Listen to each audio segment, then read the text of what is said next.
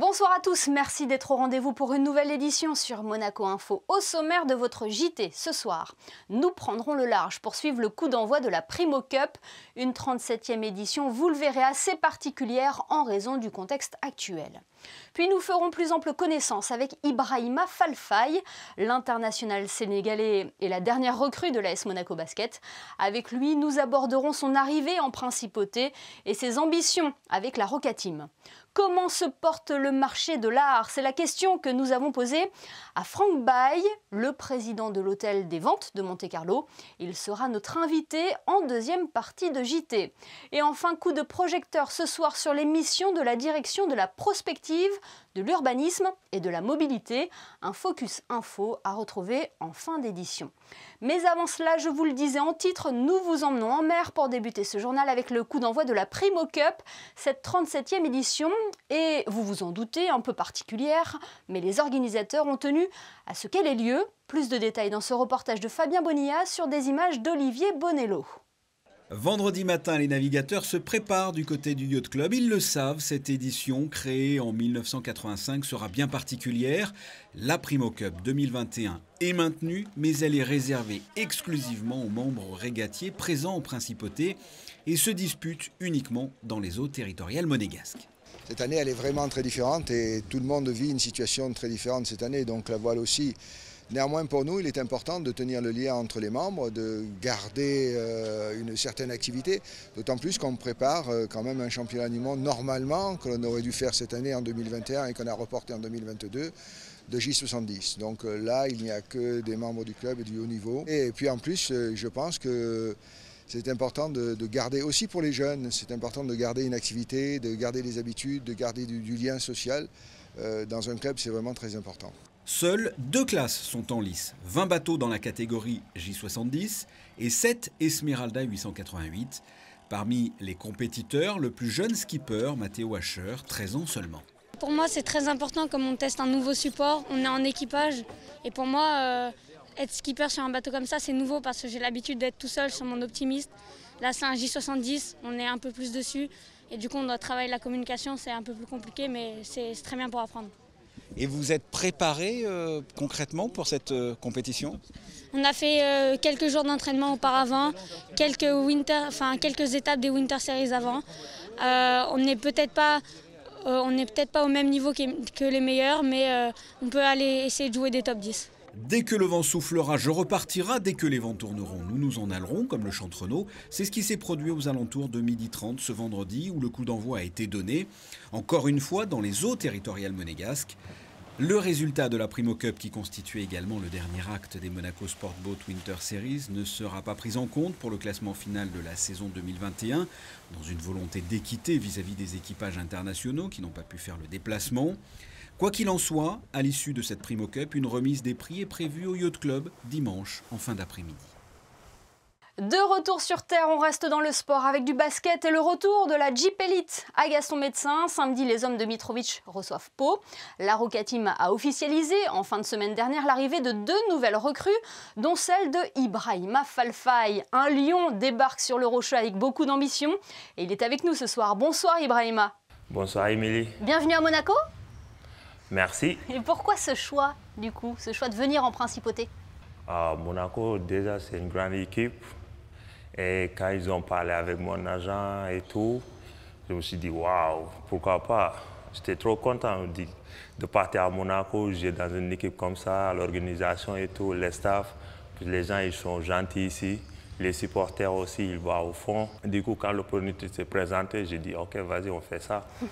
Et vous êtes arrivé ici, sur le Rocher? Ouais, maintenant là, je suis là, au Roca Team.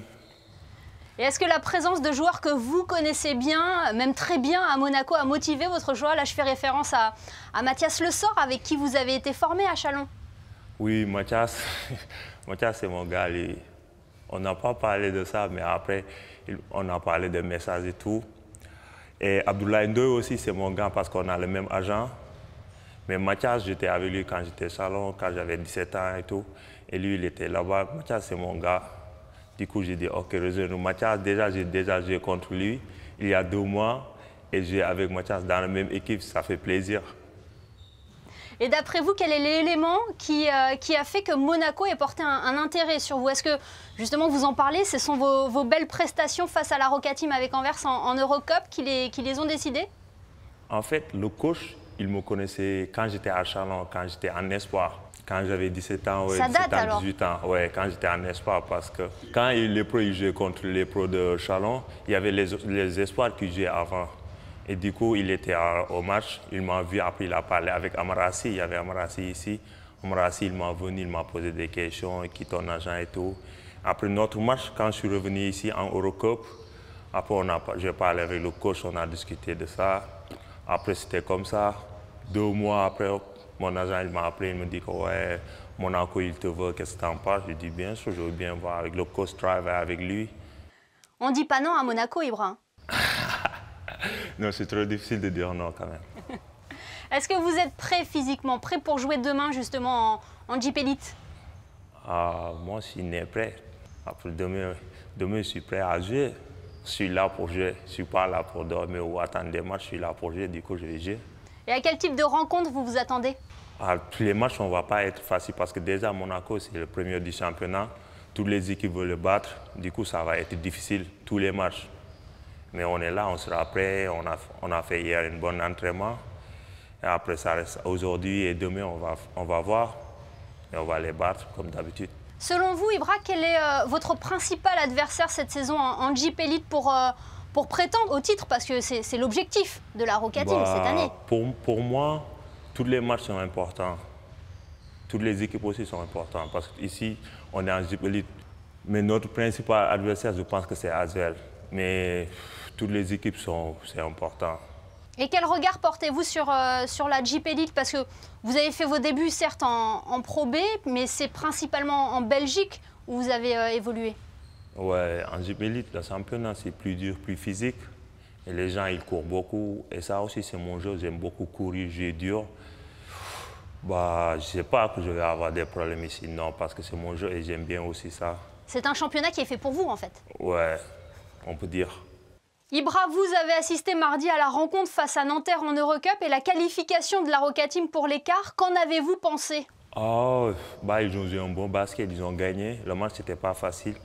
C'était dur du début à la fin. Mais après, ils ont gagné. Roca Team, on connaît, c'est une grosse équipe. Et Nanterre aussi, pareil.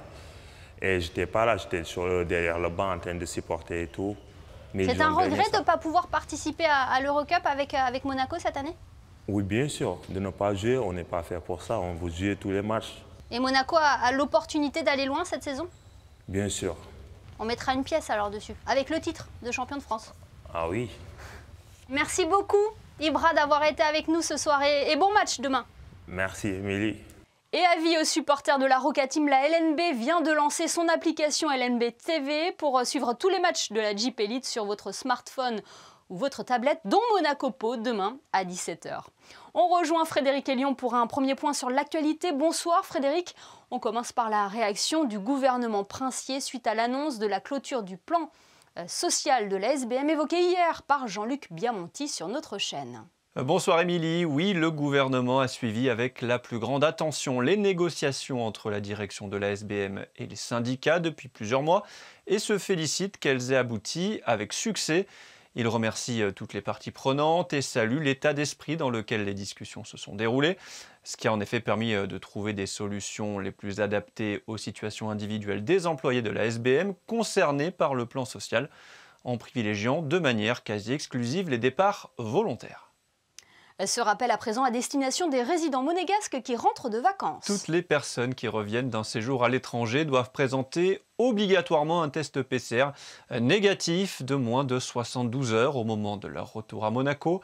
La direction de l'Éducation nationale, de la jeunesse et des sports a également envoyé une lettre afin d'inviter les parents d'élèves à faire tester leurs enfants ainsi que les membres du foyer avant la rentrée scolaire lundi 8 mars. Et puis les contrôles seront renforcés en frontière ce week-end, Frédéric. Oui, compte tenu de la décision prise dans le département voisin avec le confinement partiel ce week-end. Les contrôles aux postes frontières terrestres ainsi qu'à la gare et à l'héliport seront renforcés samedi et dimanche. Le week-end dernier, 70 agents en tenue de la sûreté publique avaient procédé à des contrôles afin de faire respecter les mesures en vigueur en principauté et ce dispositif est donc reconduit pour ce week-end.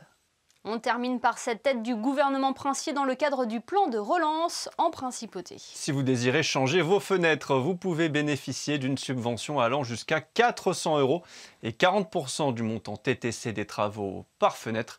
Sachez également qu'un bonus de 5% d'aide est accordé si les travaux sont réalisés par une entreprise monégasque.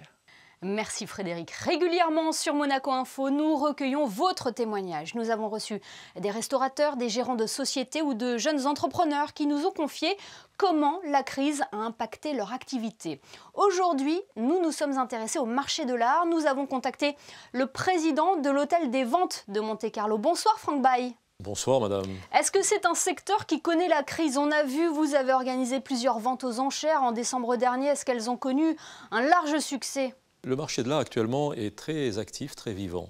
Ça, c'est une constatation que nous avons pu faire. On n'avait pas beaucoup de visibilité, mais on s'est aperçu qu'il y avait une demande assez forte. Évidemment, le mode opératoire, on aura peut-être l'occasion d'en parler, a changé. Mais nous recevons ici du public à Monaco pour les expositions. Nous avons du public pendant les ventes. Donc c'est quand même un gros avantage que nous avons par rapport à nos confrères européens. Et évidemment, nous en sommes ravis, évidemment, et nous remercions les autorités monégasques pour cette simplicité dans notre activité. Alors, puisque vous l'évoquez, comment se passe une vente aux enchères post-Covid ? Le mode opératoire a changé, enfin, c'est accentué vers les ventes en ligne, bien entendu. On est sur 4 plateformes, américaines, européennes, sur Draw aussi. Bon. Et donc, les enchérisseurs ont adopté beaucoup plus largement ces derniers mois ce type d'enchères et d'achats. Ceci dit, les amateurs n'ont pas hésité non plus à se déplacer. On a eu des visites extérieures. Notre seul souci, nous, c'est de trouver évidemment les produits et les objets d'art qui sont susceptibles d'attirer tous ces amateurs. On va y revenir un petit peu plus tard, mais est-ce que les habitudes des enchérisseurs, des acquéreurs ont changé ? Notre cœur de métier, c'est d'avoir un public, c'est de recevoir des gens, c'est de leur parler, c'est de les inciter, de leur expliquer. Il est vrai que les enchérisseurs par Internet demandent énormément, et c'est un gros travail préalable, des photos de détail, des rapports de conditions, ce qui leur permet d'acheter à distance. Mais évidemment, rien ne remplace quand même le toucher, le fait de tenir un objet en main, ça c'est important. Et qu'est-ce qui plaît à ces acquéreurs, à ces enchérisseurs? C'est justement l'atmosphère en salle, le fait de pouvoir acquérir une pièce unique, une pièce rare? On est plutôt tourné, nous, ici à Monaco, vers les ventes de bijoux, les ventes de montres, les ventes de tableaux toutes époques. Effectivement, ça attire un public de plus en plus large. Et tout le monde donc peut se porter acquéreur, hein? Tout le monde peut se porter acquéreur, bien sûr. C'est une vente aux enchères publiques qui se fait sous l'autorité à Monaco d'un huissier de justice. Ce qui est un avantage aussi, puisque ça apporte une garantie, un procès-verbal, ce qui n'existe plus, par exemple, dans les pays limitrophes. Et d'où viennent principalement les lots que vous mettez aux enchères? 40 ans, vous savez, de petits cailloux, ça génère des relations avec des collectionneurs, des amateurs. Nous sommes identifiés depuis un certain nombre d'années. Nous avons été, pour ce qui est de mon associé Chantal Beauvois, pendant 20 ans, la collaboratrice de Jacques Tajan pour les bijoux, donc à Paris. Moi-même, je me suis occupé auprès de l'étude Tajan des tableaux modernes et impressionnistes. Donc tout ça nous donne évidemment j'allais dire, une antériorité qui facilite la perception des objets. Alors en avril prochain, vous allez organiser une vente intitulée « De César à César, de l'Antiquité au temps moderne ». Comment se prépare une vente aux enchères comme celle-ci? Elle est très importante, hein.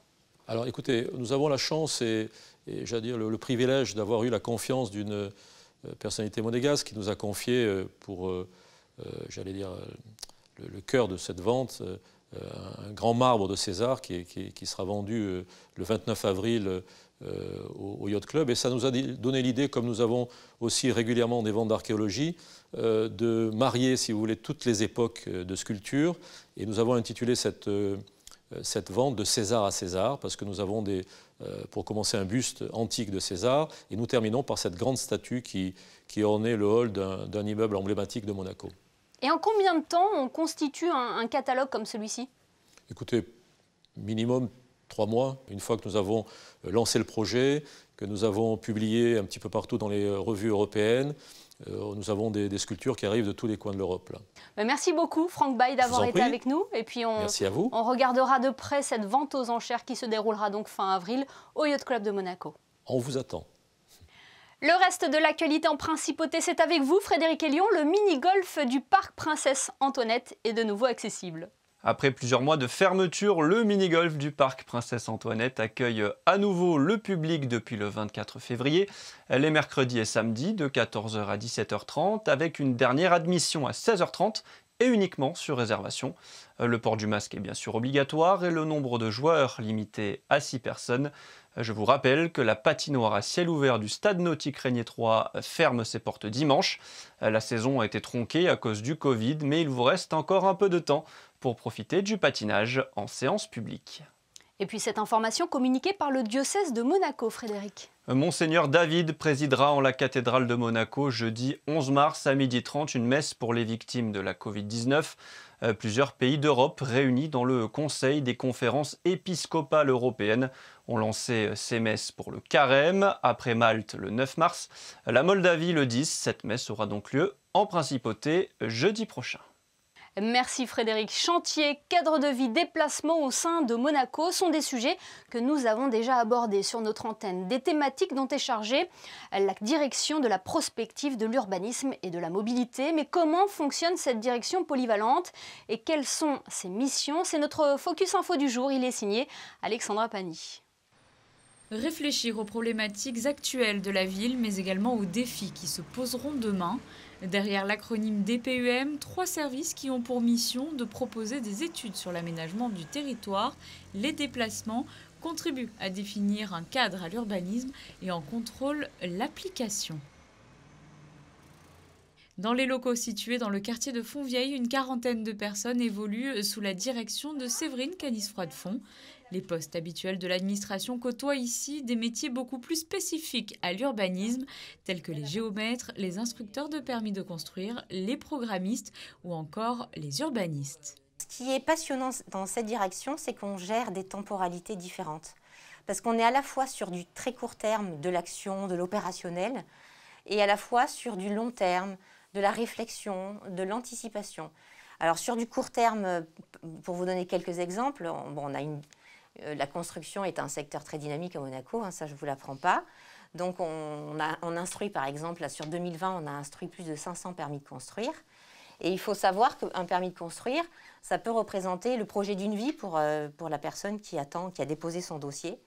Donc il est très important qu'on puisse, nous, c'est un service, on est service public avant tout, et qu'on puisse essayer toujours de faire mieux par rapport au délai d'instruction, pour que la personne qui attend son autorisation de construire, c'est parfois un Graal en fait. Donc voilà, nous on essaye toujours d'avoir ce regard le plus bienveillant et le plus réactif possible.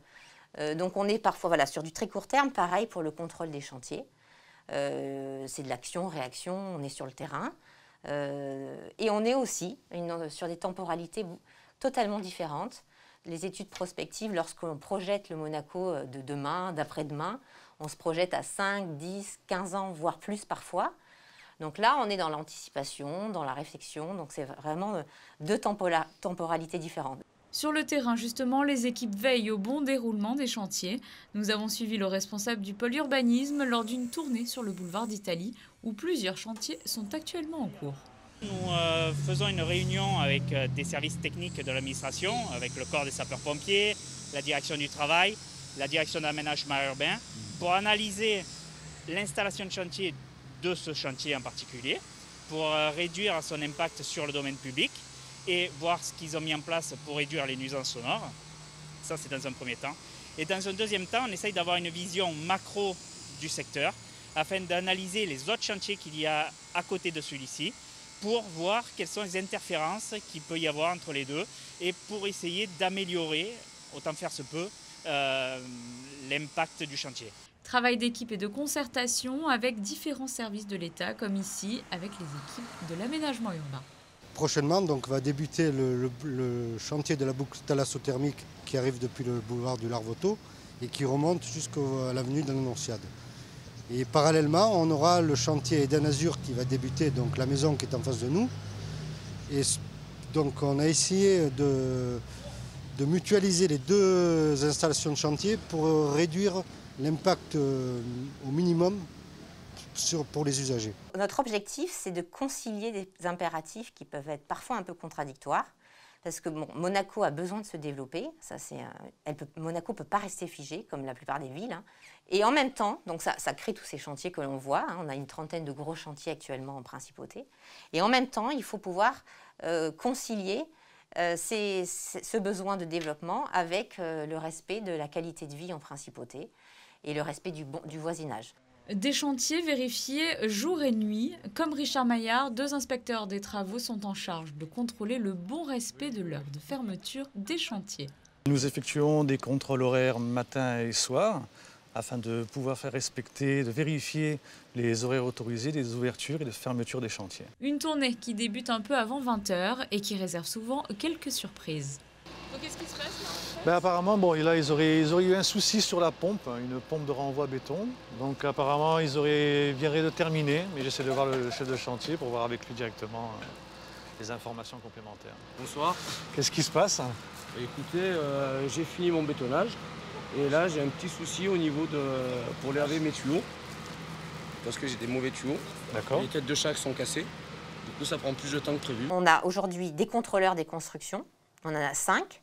Et on a en complément 2 inspecteurs de chantier qui, eux, tournent en décalé et sur des horaires qui ne sont parfois pas administratifs. C'est-à-dire qu'il y en a un qui commence très tôt le matin et qui finit l'après-midi, et ensuite l'autre prend le relais jusqu'au soir. Et ce travail est évidemment hyper important pour qu'on puisse être présent sur le terrain et puis détecter des choses qui ne vont pas, parce que bon, comme ça peut arriver, parfois il y a quelques dérapages, donc voilà, on est en surveillance, on est en alerte. On est aussi dans la pédagogie, on n'est pas forcément que dans la sanction, hein. Il y a un gros travail pédagogique, bien sûr, de fait. Vous les avez sûrement déjà croisés, accompagnés de leurs trépieds et de leur outil de mesure. Les géomètres passent au crible chaque recoin de la ville. Leur objectif, cartographier la principauté dans ses moindres détails. C'est un travail là aussi qui est souvent méconnu et qui est pourtant fort utile pour les services de l'administration et pas que, les architectes, les concessionnaires. On tient à jour ici à la direction toutes les informations du territoire.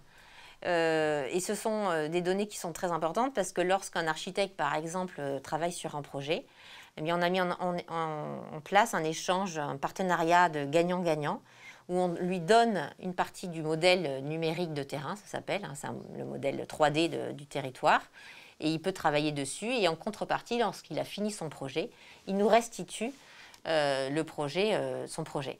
Ce qui nous permet comme ça, à partir de toute cette information géographique, qui au départ ce sont des plans classiques, c'est à partir de ces plans qu'on a créé la maquette 3D de la principauté.